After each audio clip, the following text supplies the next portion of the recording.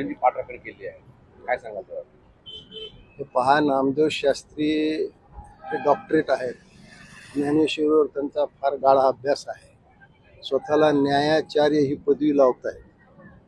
मला वाटतं की त्यांनी कुणाला पाठिंबा द्यावा, कुणाचं समर्थन करावं, हा त्यांचा वैयक्तिक प्रश्न आहे. पण या निमित्ताने ते राजकारणात आले आणि राजकारणात आल्यामुळे मग काही वेळा स्तुती होईल, काही वेळा टीका होईल, या दोन्हीची त्यांनी तयारी ठेवली पाहिजे.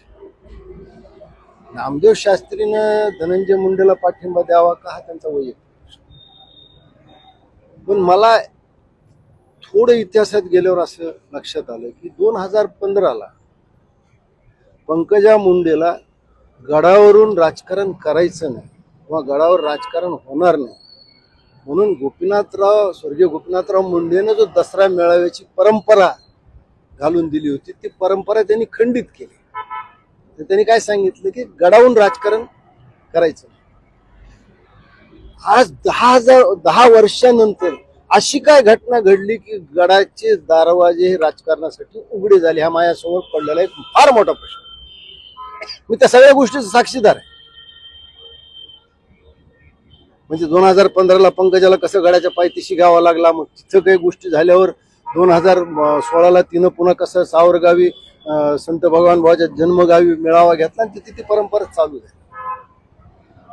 मला हा प्रश्न पडला की ज्या गडाने पंकजाला टाकलं, एकटं सोडलं, आणि त्याच गडाच्या, त्याच भगवान भावाच्या लाख शिष्यांनी, अनुयायांनी तिला तळहातावर उचलून घेतलं ना.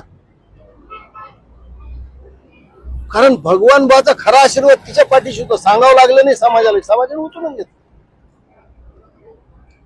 आणि आज महंताला असं आव्हान करावं लागतं, आणि आव्हान करणं हे मला त्यात वावगं नाही, करायला पाहिजे, करा, ठीक आहे.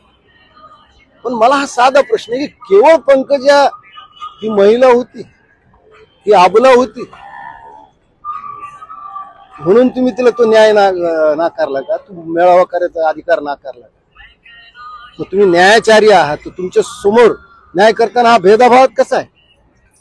तुम्ही ज्या ज्ञानेश्वरीवर डॉक्टरेट मिळवली, अरे संत ज्ञानेश्वराचं आपल्या बहिणीविषयी, मुक्ताबाईविषयी काय वागणं होतं, तुम्ही ते तर किमान डोक्यात ठेवलं असतं, तुम्ही त्यावेळेस पंकजाला नाकारलं नसतं. पण हा दुहेरी मापदंड कुठून, आणि यांचं काय उत्तर आहे? अशी काय घटना घडली म्हणजे नुसत्या संशयावर संत भगवान भावानी मोठं दिव्य केलं की मी निष्पाप आहे, निरापराध आहे सिद्ध करण्यासाठी फार मोठं दिव्य केलं. असं काय दिव्याची प्रतीची झाली ती की त्यांनी सर्टिफिकेट देऊन मोकळे झाले. मी धनंजय मुंडेच्या मीडिया ट्रायलच्या विरोधात आहे. मीडिया ट्रायल व्हायला न पाहिजे. जे काही आहे आपल्याकडे संवैधानिक मार्ग आहे, न्यायालय आहे, तुम्हाला मुख्यमंत्री आहेत, त्यांचे पक्षाचे नेते आहेत, त्याच्याकडे तुम्ही तक्रार करू शकता, कायदेशीर सिद्ध करू शकता.